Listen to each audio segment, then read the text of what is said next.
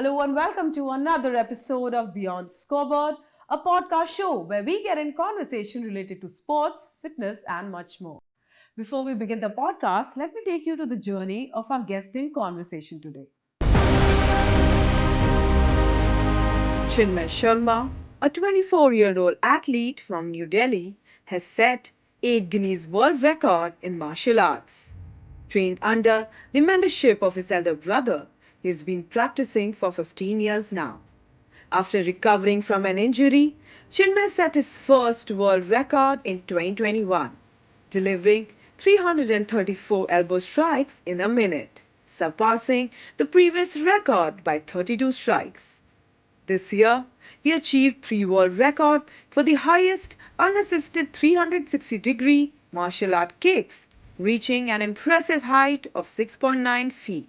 With his sights on the breaking more record, Chinmay is determined to continue making India proud.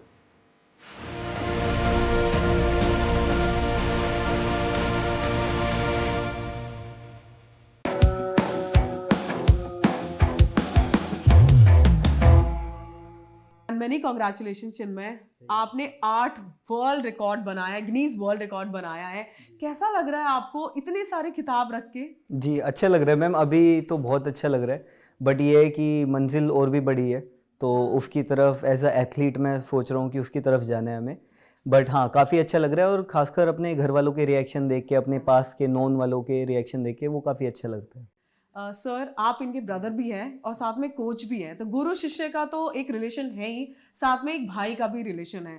तो आपने इनका जो talent है वो कब आइडेंटिफाई किया और कब लगा कि ये शायद गिनीज वर्ल्ड रिकॉर्ड बनाएगा?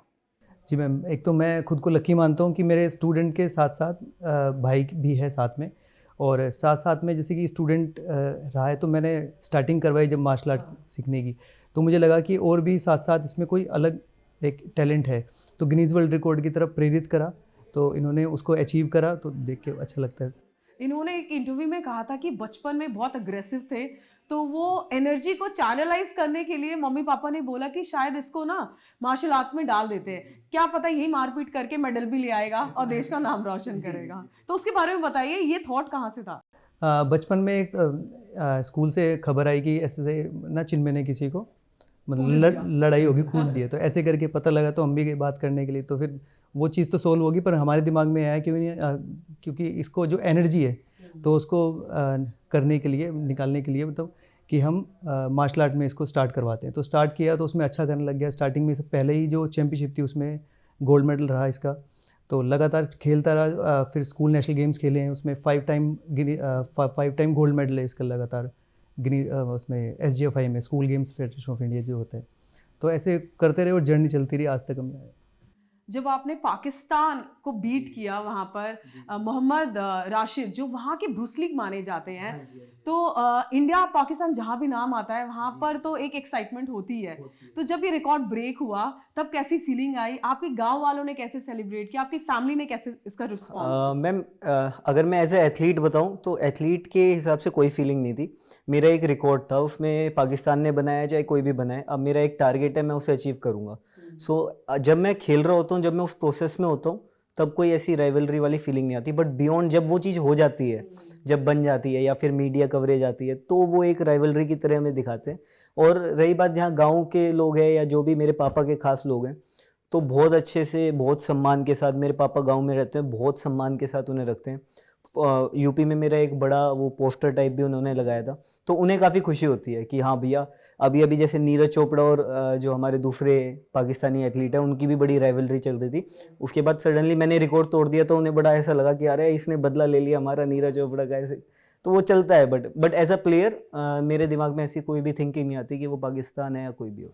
आपका फर्स्ट रिकॉर्ड 2021 में था और वहां से जर्नी शुरू हुई, और इन 4 सालों ने आपने 8 रिकॉर्ड्स बनाए। अगर टाइमलाइन की बात करें तो हर साल में कितने रिकॉर्ड्स ब्रेक कर रहे थे आप? 2021 में मैम 3 वर्ल्ड रिकॉर्ड्स तोड़े, 2022 में 2 तोड़े, एंड 2023 में नहीं टूट पाए क्योंकि कुछ रीजंस की वजह से डिस्क्वालीफाई हो गया, या अटेम्प्ट वो परफॉर्मेंस वो निकल के नहीं आ रही थी। उसके बाद देन कम बैक करा और 2024 में मेरे को बताते हुए बड़ी खुशी हो रही है कि 3 महीने में 3 वर्ल्ड रिकॉर्ड्स तोड़े मैंने, जिसमें कि पाकिस्तान को हमने हराया, अमेरिका का रिकॉर्ड तोड़ा, और अब एक लास्ट जो रिकॉर्ड हमने ऐसा बनाया जिसमें खुद गिनीज वर्ल्ड रिकॉर्ड ने वो वीडियो डाली, देन फिर वो वायरल होगी ओवरनाइट, एंड फिर बहुत सारे कॉल्स, मतलब बहुत चीज़ें चेंज हो गई उसके बाद। आप ओवरनाइट सेंसेशन बन गए, वायरल हो गए, दिल्ली बॉय ने ये कर दिया, दिल्ली बॉय ने वर्ल्ड रिकॉर्ड बनाया, तो अब लोग आपको रिकग्नाइज करने लगे, जिंदगी काफी बदल गई है। बट एक टाइम आपका ऐसा भी था जब इंजरी हुई, सेटबैक आया और डॉक्टर ने ये बोल दिया आप आगे ये चल भी नहीं सकता, दौड़ भी नहीं सकता, अब तो मार्शल आर्ट्स भूल जाओ। तो वहां से और यहाँ तक का सफर कैसा था? आपने खुद को कैसे वापस से मोटिवेट किया? ब्रदर का क्या रोल था, मम्मा का क्या रोल था, पापा का क्या रोल था? सबसे पहले तो जब हुआ था ये 2017 में हुआ था, मैं बताना चाहूँगा, स्कूल नेशनल गेम्स में मेरे 4 बार गोल्ड मेडल आ चुके थे और मेरी 12th क्लास थी वो, तो बोर्ड्स भी थे एंड इंजरी हो गई और बोर्ड्स भी आने थे, बट बोर्ड्स से ज़्यादा मेरा ध्यान था कि मेरा लास्ट स्कूल नेशनल है, मुझे अनडिफिटेड रहना है, मतलब कोई भी सिल्वर नहीं, सिर्फ गोल्ड मेडल लाना है। सो मैंने ये डिसाइड करा था कि 6 महीने का मैं बिल्कुल रेस्ट लूँगा, कोई प्रैक्टिस नहीं करूँगा, सीधा जाके सिलेक्शन दूंगा अपने एक्सपीरियंस के बेसिस पे, क्योंकि अगर मैं प्रैक्टिस करता और प्रैक्टिस में चोट लग जाती देन फिर वो ज़्यादा प्रॉब्लम हो जाती। तो मेरी स्ट्रेटेजी ये थी कि सीधा जाके सिलेक्शन में खेलूँगा।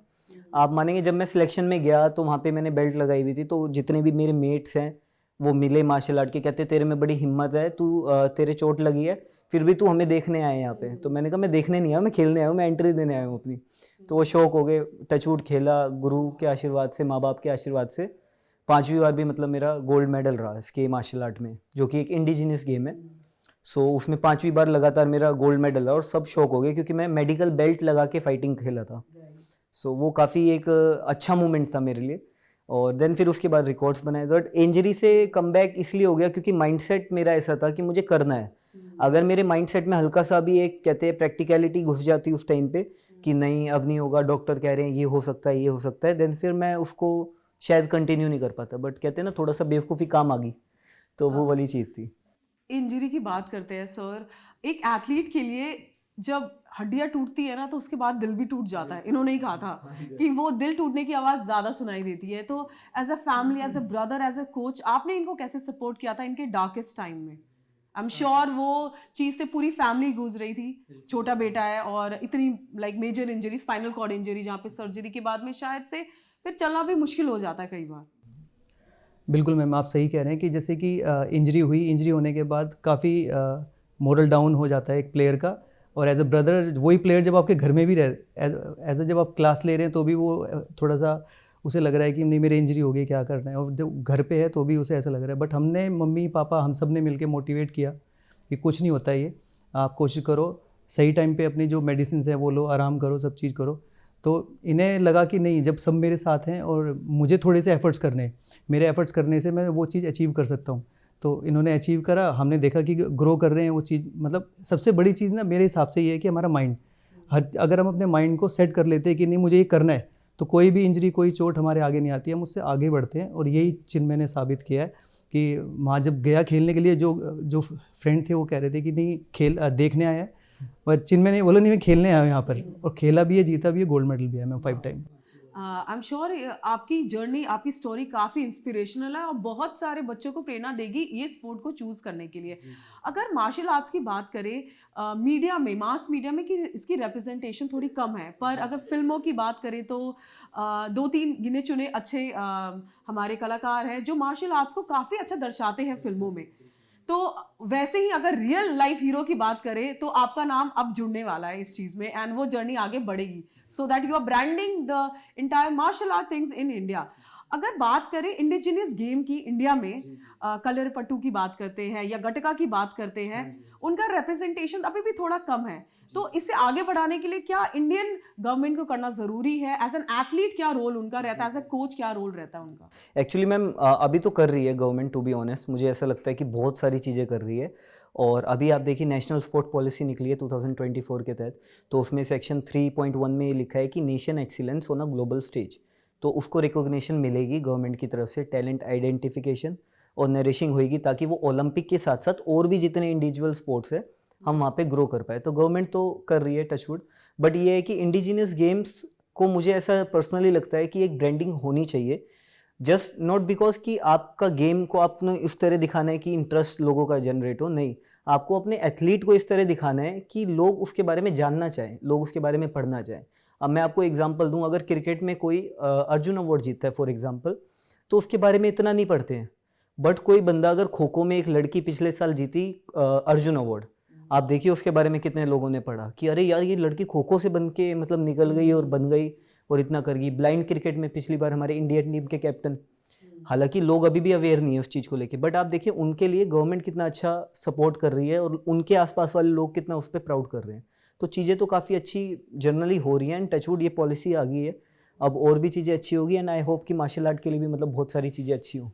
स्पोर्ट्स फॉर ऑल भी बहुत ज़रूरी है कि स्पोर्ट्स सबके लिए हो और एक्सेसिबिलिटी बढ़े, साथ में गेम का अवेयरनेस होना भी बहुत ज़रूरी है और एक एथलीट की रिस्पॉन्सिबिलिटी होती है वो अपने मेडल के थ्रू ही उस गेम को चमका देता है। सही बात में अगर गेम की बात करें, फिटनेस के लिए ये गेम भी बहुत ज़रूरी है, सेल्फ डिफेंस के लिए भी है, वुमेन के लिए स्पेसिफिकली, एंड आप उस मुहिम में भी आगे हैं, आप लड़कियों को सेल्फ डिफेंस सिखाते हैं। तो इसके बारे में बताइए कि game for all and game for fitness as well as for self defence. हाँ जी मैम, एक्चुअली क्या है, हम गर्ल्स को फ्री सेल्फ डिफेंस की क्लासेस देते हैं। गवर्नमेंट स्कूल जितने में दिल्ली में, हम वहाँ पे जाके फ्री सेल्फ ऑफ डिफेंस मतलब सब गर्ल्स को हम सिखाते हैं। हमारा इनिशिएटिव ये है कि अगर बॉयज़ को हम सुधार नहीं पा रहे, अगर हम बॉयज़ का माइंडसेट ठीक नहीं कर पा रहे, तो हमारी गर्ल्स मजबूत करेंगे हम। सो सॉल्यूशन की तरफ जाना है, प्रॉब्लम की तरफ हमें नहीं देखना। तो सोसाइटी की तरफ हमारा एक कंट्रीब्यूशन, क्योंकि जब सोसाइटी हमें इतना कुछ दे रही है तो हमारा एक ये जर्नल अवेयरनेस बनता है कि हम भी थोड़ा सा सोसाइटी को कंट्रीब्यूट करें उस चीज़ में, तो उस चीज़ में हम लगे हुए हैं। साथ ही साथ मार्शल आर्ट, आप देखिए अगर मार्शल आर्ट में कोई ब्रांडिंग करता है और कोई ग्लोबल आइकन बनता है, इंडियन आइकन बनता है, तो उसके लिए फिटनेस कितनी इंपॉर्टेंट होगी। और उसके बाद आप सोचिए अगर कोई मार्शल आर्ट में बहुत फेमस होता है तो उसको देख के कितना यूथ हमारा फिटनेस की तरफ जाएगा और हेल्दी लाइफस्टाइल की तरफ जाएगा, क्योंकि मार्शल आर्ट विदाउट फिटनेस हो ही नहीं सकती है। मार्शल आर्ट्स आपने कहा फिटनेस की बहुत ज़रूरी है। सर गोल्डन रूल क्या है? आप तो कोच हैं और इनके कोच हैं जिन्होंने गिनीज वर्ल्ड रिकॉर्ड बनाया है। मैम मार्शल आर्टिस्ट के लिए गोल्डन रूल सिर्फ एक ही है, वो है पॉजिटिव रहना। हम अगर पॉजिटिव हैं अपनी चीज़ों को लेके, कई कई एथलीट हम ऐसे हैं जो कि लगातार ट्रेनिंग कर रहे हैं, डे नाइट ट्रेनिंग कर रहे हैं, बट वो अचीव नहीं कर पा रहे, तो उन्हें ऐसा लगता है नहीं यार मैं ऐसे नहीं हो पा रहा, मैं गिव अप कर जाऊँगा। और कई एथलीट हमारे ऐसे हैं जो ऐसे टाइम पे आके और वहीं से फिर और आगे चलते हैं। तो सब चीज़ माइंड सेट पे है, पॉजिटिव रहने पे है कि नहीं है हमारा एक दिन कुछ ना कुछ होएगा, लगातार ट्रेनिंग करते रहो, वो अपॉर्चुनिटी जरूर आएगी। चिन्मय ने भी वही किया है, इंजरी होने के बाद भी पॉजिटिव रहा, पॉजिटिव होते होते फिर जैसे उसने अपनी ट्रेनिंग वापस शुरू करी तो उसके हाथ में 5 गोल्ड मेडल थे SGFI के, school games federation of India, जो कि गवर्नमेंट की है। तो मेरे हिसाब से तो पॉजिटिव रहना और लगातार लगातार अपनी ट्रेनिंग करते रहना ये बहुत ज़रूरी है। डिसिप्लिन और परसिस्टेंस बहुत ज़रूरी है। Martial arts is about discipline और एक थोड़ा इंडियन एथोस, एशियन एथोस की इसमें एक एलिमेंट आ जाता है जहाँ पे गुरु शिष्य की परंपरा इसमें काफ़ी हाँ मानी जाती है, रिस्पेक्ट होता है अपने टीचर के लिए। मुआय थाई की बात करें, बहुत ट्रेडिशनल गेम है ये, हाँ अपने इंडियन रूट से ही आया है। जैसे गेम शुरू होता है तो म्यूजिक से, जिसमें हनुमान और राम और लक्ष्मण का रूप लेके लोग रिस्पेक्ट पे करते हैं, राइट। अगर उसी की बात करें westernized way of martial arts को देखें तो वहाँ पे एक थोड़ा कॉन्ट्रास्ट हमें देखने के लिए मिलता है। एंड अगर इंडियन गेम्स की बात करें वहाँ पर थोड़ी डिसिप्लिन है, थोड़ा लैंग्वेज को लेके रिस्पेक्ट, ये सारी चीज़ें को देखा जाता है। इसके बारे में आपका क्या कहना है? मैम मेरा तो मानना ये है कि डिसिप्लिन और रिस्पेक्ट हर जगह होनी चाहिए। और जो कि जैसे आपने बोला इंडिजिनियस गेम जो कि मुआय थाई है हमारे यहाँ पे, तो वो बहुत पुराना एक मार्शल आर्ट है। तो उसमें ये चीज़ चले आ रही है काफ़ी टाइम से। और जो बाहर के भी जो मार्शल आर्ट्स हैं उनमें भी सबसे पहले मैं देखता हूँ कि रिस्पेक्ट सबसे पहले है। आपके कोच एंट्री करी तो आप सारे स्टूडेंट, इवन हम भी जब करते थे तो हम सीधे खड़े हो गए, हमारे कोच आए, विश करा उनको। ये सब चीज़ बहुत ज़रूरी है और मेरे ख्याल से जो इंडिया के बाहर के सब में लगभग मुझे बराबर नज़र आती है। UFC की अगर बात करें वहाँ पे कई बार we see that athletes abuse and sometimes go heated हो जाता है। अब वो TRP के लिए होता है, कमर्शियल करने के लिए। जैसे WWE की बात करें तो स्टेज हो गया कई बार, तो ये कल्चर डिफरेंस देखने को मिलता है, काफ़ी मिलता है मैम। UFC तो देखिए आपको क्या है, वो टिकट रेवेन्यू गेम है उनकी। जितना भी वो बस क्रिएट करेंगे फाइट से पहले उतनी टिकट रेवेन्यू उनकी गेम होगी। सो उनका एक माइंडसेट है, वो स्ट्रेटेजी है। बट हम यहाँ पे अपने कल्चर में नहीं कर सकते। अभी आप देखिए, अभी मैं आपको रिसेंटली एग्जांपल दूँ, नीरज गोयल की फाइट हुई है बॉक्सिंग में। जो कि मोस्ट वैल्यूएबल प्रमोशन में, जहाँ माइक टाइसन खेल रहा है, सेम जगह हमारे भारत देश का एक, कहते हैं ना, हरियाणा का शेर खेल रहा है। आप देखिए, जब वो फेस ऑफ के लिए आए तो यूजुअली गाली गलौज करते हैं और बहुत सारी चीज़ें बोली जाती हैं, पर वो फेस ऑफ के लिए आए तो बड़ी स्माइल करके और उसे गुदगुदी करके ऐसे करके उन्होंने दिखाया। मतलब एक अच्छा गेस्चर दिया कि भैया हम जो है, हम अपनी रूट्स के साथ जुड़े हुए हैं और हम जो है बहुत अच्छे डिसिप्लिन को हम प्रमोट करते हैं, क्योंकि बातें तो वैसे करने को बहुत कुछ कर सकते हैं, हर कोई कर सकता है, बट ग्राउंड पे दिखाएंगे हम, और वो हुआ भी। आज वो जीते भी हैं, मैंने उनके बारे में पढ़ा और मुझे काफ़ी अच्छा लगा, एंड आई होप कि वो देख रहे हो, बेस्ट विशेस है उनको। मार्शल आर्ट्स अगर बात करें तो लोग कहते हैं ये मारपीट कॉन्टैक्ट स्पोर्ट है, ब्रूटल गेम है, इंजरी हो जाती है, हड्डियां टूट जाती है, बट कई मायने में ये एक एथलीट को काम भी करता है, डिसिप्लिन बनाता है और एक विजन देता है लाइफ में। और रिंग की बात करें, एक रूल है पहली बात तो कि रिंग के अंदर ही लड़ना है, रिंग के बाहर नहीं। तो इसके बारे में बताइए, ये चीज़ जो आपने अपने लाइफ में अपनाया है और आप एक इसके मिसाल भी हैं कि अपने अग्रेशन को सही जगह चैनलाइज किया। मैम क्या होता है ना, जब आपको सबसे कम आता है तो आपको लगता है आपको बहुत आ गया है। सो मार्शल आर्ट भी वैसे ही है, जो जितने भी सर ने भी ट्रेनिंग करवाए हैं, जो लड़के आते हैं 18-19 साल के, उन्हें 1 महीने में लगेगा कि हम लड़ सकते हैं बाहर, बट वो लेटर ऑन, आज मेरे को तकरीबन 15 से साल से ऊपर हो गए, मुझे आज भी पता है मेरी कितनी कमी है, और वो ना बढ़ती जा रही है। यार ये भी चीज़ अच्छी करनी है, ये भी अचीव करना है, ये भी करना है। तो जितना आप ज़्यादा सीखते रहते हैं उतने आप थोड़े पोलाइट होते रहते हैं, हम्बल होते रहते हैं, और उतनी आप चीज़ें को समझते हैं। हम हमेशा, सर मेरे को एक ही चीज़ समझाते हैं, भैया कभी भी आपकी बाहर लड़ाई होगी, सबसे पहले आपके मुंह से निकलना चाहिए सॉरी। आप सॉरी बोल दो, क्यों? क्योंकि सामने वाला लड़ेगा, उसको नहीं पता आपका। आप अगर कोई भी ऐसा हिट कर दोगे जिसकी वजह से आप पे कोई केस हो जाए या वो चीज़ हो जाए, तो बहुत गलत जगह आपकी डायरेक्शन वो टर्न हो जाएगी। इससे बढ़िया सॉरी बोल दो, आप उसे जिता दो ना, वो जीतने आया कन्वर्सेशन, तो बढ़िया है। जितने भी प्रॉपर मार्शल आर्टिस्ट होते हैं, आप देखिएगा रोड पे वो कितने हम्बल रहते हैं और कितने डाउन टू अर्थ रहते हैं। मतलब मोस्ट ऑफ द टाइम सारे ही मार्शल आर्टिस्ट बहुत हम्बल रहते हैं, तो ये चीज़ ही होनी चाहिए। इनकी डाइट की बात करें, कितना इम्पोर्टेंट रोल प्ले करता है डाइट, क्योंकि लीन बॉडी होनी चाहिए, फ्लेक्सिबल एजाइल होना चाहिए, तो डाइट और रूटीन का रोल बताइए, आपने इनका डाइट कैसे मेंटेन किया? मैम मैं सबसे पहले बताऊं कि जैसे कि इनको मोमोज खाना बहुत पसंद है, मुझे बिल्कुल पता चला डायरेक्ट है। मैं सही बिल्कुल खुल के बताऊंगा कि मैं ऐसा नहीं बताऊंगा नहीं ये बिल्कुल स्टार्टिंग से ऐसे ही खाता था, नहीं। जंक फूड्स बहुत खाता था पहले, और सब चीज़ अच्छी लगती थी, जैसे बाहर की, जैसे हर बच्चे को अच्छी लगती है मार्केट में जाके मुझे ये भी खाना है भैया, ये भी खिला दो, ये भी खिला दो, तो मैं भी मना नहीं करता था। बट जब हमने देखा कि नहीं इसको एक डायरेक्शन देना है, इसको एक डायरेक्शन देना है, हमने करना है, तो हमने इससे बात करी कि अगर ये डायरेक्शन चाहिए तो ये डाइट फॉलो करनी पड़ेगी, ये रूटीन फॉलो करना पड़ेगा। अगर यहाँ जाना है तो आप जैसे चल रहे हो वैसे चलना पड़ेगा। फिर भी मतलब इनको मैं मतलब सुधार नहीं आया, फिर भी ये, फिर जब ये इंजर्ड हुए, फिर दोबारा इन्होंने कहा कि मैंने कहा अब करना है रियलिटी चेक। तो जब इन्हें पता लगा ये हो सकता है, तो इनकी डाइट, इनका रूटीन, सब चीज़ सही करते करते, सब चीज़ दवाई लेते, मतलब सही टाइम पे सब चीज़ करते हुए, तो वो चीज़ हमने जब करी तो प्रॉपर डाइट दी, टाइम दिया, ट्रेनिंग दी, तो उसका रिजल्ट ये हुआ कि दोबारा ये रिंग में आ पाए और खेल पाए। तो इन्हें लगा कि हाँ ये चीज़ अच्छी है, तो इन्होंने अब वो चीज़ों को फॉलो कर लिया है और उस चीज़ को अपना लिया है। यहाँ तक कि किसी पार्टी में भी अब जाते हैं तो कई चीज़ों को अवॉइड कर देते हैं। कई बार दूसरा बुरा मान जाता है कि मैं जैसे केक हो गया तो उतना नहीं खा सकते हम। एक्चुअली हैबिट बन गई है, मतलब Habit बन गई कोई है, ऐसा नहीं है कि हम बिल्कुल फिक्स करते हैं, बट एक आदत है।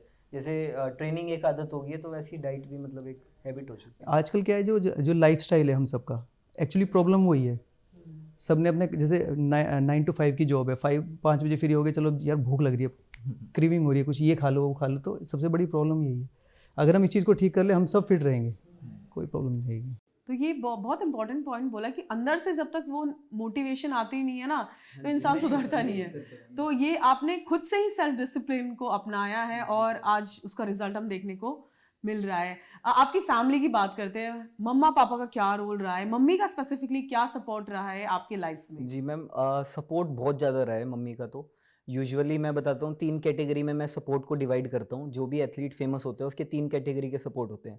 नंबर 1 जो उसे सपोर्ट करते हैं आगे बढ़ने में। नंबर 2 वो होते हैं जो खुश होते हैं कि दूर से देख के अरे यार ये मेरा भतीजा है या जो भी है, वो खुश होते हैं। नंबर 3 जो बिल्कुल न्यूट्रल रहते हैं, ना सपोर्ट करते हैं ना फिर वो डिफेम करते हैं। तो मम्मी तो टॉप के टियर में रही है हमेशा, और हर जगह सपोर्ट के लिए, मतलब उन्हें अभी भी टीवी पे देखते हैं, इंटरव्यूज़ देखते हैं तो बहुत प्राउड होता है। बट उस टाइम भी जब मैंने कहा था, मैंने 12th ख़त्म करी थी, मैंने कहा था मैं प्रोफेशनली इस चीज़ को करूँगा, मैं ओपन से पढ़ाई करूँगा, और जो कि मैंने करी हुई है, ग्रेजुएशन बीकॉम से करी हुई है। तो मैंने यही मम्मी को बताया था कि मैं ओपन से करूँगा और मैं फुल फ्लैश मार्शल आर्ट में अपना 100% दे के इंडिया को रिप्रेजेंट करूँगा। टचवुड आज अच्छा इंडिया को रिप्रेजेंट चल रहा है, 8 तक चला है, अभी आगे भी चलेगा। आपने 10 रिकॉर्ड का एक बेट लगाया कि मैं 10 रिकॉर्ड्स तो बना कर ही रहूंगा. How close are you towards that aim? Next year ma'am, next year मतलब होपफुली 10 से ज़्यादा ही क्रॉस करेंगे। और नेक्स्ट ईयर मेरा थोड़ा सा बड़ा गोल है कि जितने मैक्सिमम अभी तक बने हैं उतने मैं एक साल के अंदर निकाल के मतलब और चीज़ को एक्सपेंड कर पाऊँ, क्योंकि लास्ट रिकॉर्ड के बाद से बहुत ज़्यादा एक्सपोजर मिल रहा है और मार्शल आर्ट के ऊपर लोग बात कर रहे हैं, तो वो चीज़ मुझे और ज़्यादा मतलब मोटिवेट कर रही है कि मैं और रिकॉर्ड तोड़ूँ। एक रिकॉर्ड की बात करते हैं, उसमें से one of the very strange records that you broke was बहुत कम टाइम में बेल्ट बांधने का. बांधने का, उसके जी, बारे जी। में बताइए थोड़ा. मैम वो तो ऐसा था कि रिकॉर्ड हमने देखा, जनरली हम बेल्ट बांधते हैं तो यूजुअली मैं बेल्ट तेज ही बांधता हूँ। सो वो हमने जब रिकॉर्ड देखा तो हमने कहा, हमारी मेरी टीम है जो, उसने कहा कि हम ये रिकॉर्ड करते हैं सर, एक बार ट्राई करके देखते हैं। सो जब वो रिकॉर्ड हम कर रहे थे तो जो अमेरिका के जो भी बंदे का वो रिकॉर्ड है, तो उन्हें भी पता लगा कि मैं वो रिकॉर्ड कर रहा हूँ, तो उन्होंने कहा बताओ इस रिकॉर्ड में भी मतलब कंपटीशन आ गया, मतलब ये रिकॉर्ड भी लोग नहीं छोड़ रहे। तो हाँ वो था, बट एक फन वे में वो मैंने रिकॉर्ड परफॉर्म करा। और आप देखेंगे यूजुअली सबसे कम प्रमोट मैं उसी रिकॉर्ड को करता हूँ, बिकॉज वो सबसे इजीएस्ट मैं कह सकता हूँ मेरे बाकी सारे बट रिकॉर्ड्स स्टिल में। वो भी एक टेक्निक है, वो भी कला है, आप कितनी टेक्निक स्पीड में कर जी, रहे हाँ जी, हैं. जी। और अब 4 सेकंड में करा है, लाइक वाओ. बेल्ट अलग थी, 4 सेकंड में आपने बांधना है और 2 रोल करने हैं। सो यूजुअली आप कोई भी अगर मार्शल आर्टिस्ट होगा उसे पता लगेगा ये डिफिकल्ट 4 सेकंड में डिफिकल्ट है, 4 बेल्ट तो सेकंड तो बांधना उठाने में ही लगेगा, बांधने में ही लग हाँ जाएगा. जी, हाँ आपने जी, 4 हाँ सेकंड में बांध के जी। बांध के फिर ऐसे. अलग हाथ, बिल्कुल यस। कि अगर शुरुआत देखें तो एक छोटे से ड्रीम से हुई थी कि इंडिया को रिप्रेजेंट करना है. चिन्मय का मन जी, था जी, जी। कि मुझे इंडिया को रिप्रेजेंट जी, करना जी, है, जी। तो आपने मार्शल आर्ट्स को चुना. वैसे अगर कोई पूछे मार्शल आर्ट्स ही क्यों, दूसरा गेम क्यों नहीं? पहले तो मैम मेरे रोल मॉडल यहीं बैठे हैं, तो मैंने बचपन से अपने एक इंसान को ग्रो करते हुए देखा है। सर ने 3 बच्चों के साथ स्टार्ट किया था, जिन 3 में से मैं एक था। तो मतलब एक तरह से 2 बच्चे टेक्निकल बच्चों से इन्होंने स्टार्ट किया था। देन फिर वो आज की डेट में हमारे 300-500 तक बच्चे हमारे जाते हैं, जो ऑल ओवर अकेडमीज हमारी लीमा मार्शल आर्ट करके है, ऑल ओवर दिल्ली में फैली हुई है। सो मैंने बचपन से सर को देखा है। अब क्या होता है, जब आपके आगे ही रोल मॉडल्स होते हैं, एक कल्चर वो होता है, एक माइंडसेट वो होता है, तो जैसे मैंने आपको बताया आदत लग जाती है। एक बार आपको आदत लगी तो फिर अब मेरे को डेली लाइफ ही लगता है, जैसे मैं खाना खाता हूँ, जैसे मैं ब्रश करता हूँ, वैसे मैं मार्शल आर्ट करता हूँ। मतलब कुछ भी ऐसा माइंड में नहीं रहता कि मैं मेहनत कर रहा हूँ या मेरा स्ट्रगल चल रहा है, बस मेरा एक डेली रूटीन है। और वो करते करते आज मतलब 8 वर्ल्ड रिकॉर्ड्स आ पाए हैं भारत के नाम। आप एक खिलाड़ी भी हैं और साथ में अब आप कोच भी करते हैं. जी, जी, जी। तो ये दोनों रोल बहुत डिफरेंट होता है. इनका भी वही जर्नी रही है, but you are too young right now, जी, तो जी, कुछ जी। एथलीट्स आपसे बड़े भी होंगे. हाँ जी, तो हाँ जी। वो कैसा महसूस होता है जब आपके एथलीट जीत के आते हैं या हार के आते हैं? मैम बहुत अच्छा लगता है। आप कभी मेरी एकेडमी आएंगे तो आपको मैं अपने स्टूडेंट्स दिखाऊंगा। और जैसे कि आपने मेंशन करा कि हमारे में गुरु भक्ति बहुत रहती है। और एक कहावत आपने सुनी होगी कि मछली के बच्चे को तैरना कोई नहीं सिखाता। सो वो उन्होंने मुझे देखा है, सर के आगे मैं हाथ पीछे करके खड़ा होता हूँ, सर ही बोलता हूँ। आज भी इंटरव्यू में सर बोल रहा हूँ, कोई भैया भैया कभी नहीं निकलता, घर में होता है वो सिर्फ। जब मैं कोई भी मार्शल आर्ट के इंटरव्यू में हूँ या कहीं भी हूँ तो सर निकलता है मेरा। सेम चीज़ वो मेरे स्टूडेंट्स देखते हैं कि अगर सर इतना कुछ अचीव कर रहे हैं और स्टिल ये बहुत हम्बल हैं और बहुत डिसिप्लिन में खड़े हैं, तो हम भी वैसे ही रहते हैं। तो कभी मैं आपको दिखाऊंगा या फिर आप सोशल मीडिया पे मेरे देखेंगे, मैंने एक स्पेशल हाईलाइट लगाई है व्हाट आई अर्न। तो उसमें आपको पूरा दिखेगा कि मेरे स्टूडेंट्स लाइक मेरे को बहुत ज़्यादा एक प्यार करते लॉयल फैन फॉलोइंग जिसे आप कहते हैं, कि एक वो है कि बस मेरा चाहे बर्थडे हो चाहे कोई हो, उनके लिए लाइक एक फेस्टिवल होता है कि हम सर का बर्थडे मनाना है और ऐसे करिए। अगर इंटरनेशनल लेवल पे मेजर टूर्नामेंट्स की बात करें, जी, जी, जी। तो मार्शल आर्ट में क्या क्या टूर्नामेंट्स हैं जो फोकस में होना चाहिए? मैम देखिए, 2 सेक्टर में टूर्नामेंट होते हैं, एक प्राइवेट सेक्टर, एक पब्लिक सेक्टर। सो गवर्नमेंट की तरफ से जो टूर्नामेंट्स है वो तो कहते हैं सोने पे सुहागा है, जिस भी गेम में हो, चाहे ताइक्वांडो में हो, चाहे वुशु में हो, चाहे किसी भी चीज़ में हो, वहाँ पे आपको जरूर पार्टिसिपेट करना चाहिए। एनी हाउ अगर आप वहाँ नहीं कर पाते तो बहुत सारे स्टेब्लिश प्लेटफॉर्म है जहाँ पे आप पार्टिसिपेट कर सकते हैं, बिकॉज वो प्राइवेट सेक्टर है बट वो फेमस बहुत ज़्यादा है। फॉर एग्जाम्पल आप गिनीज वर्ल्ड रिकॉर्ड को भी ले लीजिए, अब इनके 10 मिलियन प्लस फॉलोअर्स है। सो काफ़ी ज़्यादा नाम है इनका, काफ़ी ग्रोथ है इनकी। तो आप यहाँ पे भी आप मतलब अपने आप को निखार सकते हैं। इंडिया आपके साथ लगता है, ये रिप्रेजेंट आप कर ही रहे। उसके साथ जैसे SFL होता है, एक martial art mix martial art का कॉम्पिटिशन्स होते हैं, जिसमें एक तरह का IPL की तरह आप मान लीजिए, मार्शल आर्ट का SFL है वो।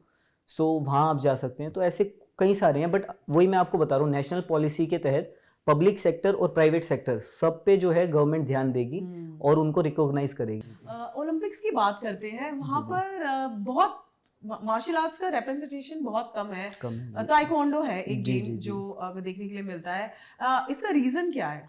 मैम ताइक्वांडो है, बट ताइक्वांडो में भी इंडिया में कोई क्वालिफाई नहीं कर पाता है ओलंपिक्स के लिए। सो ये रीज़न मैम मुझे लगता है जेन्युइनली, जो कि identification of a talent and nourishing the talent, ये दो चीज़ें मुझे लगता है कि बहुत मेजर पॉइंट है कि जो आपको मतलब होल्ड करती है। आपको आइडेंटिफाई तो हो गया टैलेंट, टैलेंट तो बहुत है, सब बात करते हैं, बट उसको नरिश करना, उसको एक विजन दिखाना। लाइक हम जब करते थे, आप देखिए फेडरेशन कितनी बन रही है, कितनी सारी फेडरेशन है, एथलीट को पता नहीं कहाँ खेल रहा है, जब तक उसे पता लगा पूरी उसकी मतलब लाइफ निकल गई या लाइफ चली गई। सो इसलिए जो है अब जो हमारी पॉलिसीज आ रही हैं बढ़िया है, ये चीज़ होनी चाहिए कि एक रोड मैप होना चाहिए कि वहाँ तक ओलंपिक तक कैसे जाना है, उसको कैसे करना है। जाते जाते आप हमारे इंडियन ऑडियंस को और जो यंग बडिंग टैलेंट है उनके लिए क्या मैसेज देना चाहते हैं? इंडियन ऑडियंस के लिए तो मेरा यही है कि आप अपना मेहनत करते रहो और अपने आप को ज़रूर ज़रूर ज़रूर अपने आप को हेल्दी रखें और फिट रखें, क्योंकि दिमाग जब ही आपका चलता है जब आप हेल्दी और फिट रहते हैं। तो अपनी हेल्थ की जो है, हेल्थ की हर समस्या से दूर रहें और ज़्यादा से ज़्यादा अपना मोटिवेट रहें, अच्छे काम करें, भारत देश का नाम करें, जितना भी हो सकता है अपने आप को मोटिवेट रखें और अपने सर की, अपने पेरेंट्स की ज़रूर सुने। और यही बस मतलब यही चीज़ है। Sir, any message as a coach to the athletes watching this podcast?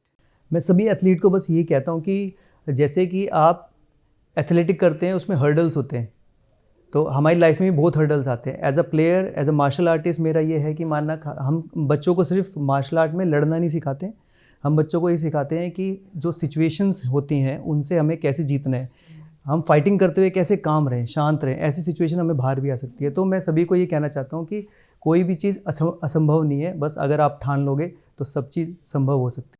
और चिन्मय की कहानी यही दर्शाती है, उन्होंने अपने सेटबैक से उभर के 8 रिकॉर्ड्स बनाए हैं और 10 सून होने वाला है। फिर भी ma'am sorry to interrupt, but मैं सर की एक और बात बोलना चाहता हूँ। हमारे सर हमेशा बोलते हैं कभी कभी हम जीतते हैं, और जब हम बोलते हैं सारे कभी कभी हम हारते हैं, तो कहते हैं नहीं, कभी कभी हम जीतते हैं, कभी कभी हम सीखते हैं। हारते हैं हम जब हम वो चीज़ छोड़ देते हम हैं। कभी नहीं हारते मैम। हाँ, तो कभी ये हमारा माइंड सेट है, कभी कभी हम जीतते हैं, कभी कभी हम सीखते हैं। सीखते हैं। ये होना चाहिए, हार तो वर्ड ही नहीं होना चाहिए डिक्शनरी में। राइट, ये बहुत अच्छी बात कही आपने। कभी कभी हम जीतते हैं, कभी कभी हम सीखते हैं। तो आई गेस हमारी ऑडियंस ने काफी कुछ सीखा होगा इस स्टोरी से। Well, that was it for today. This is me Aishwarya signing off and you were watching beyond scoreboard.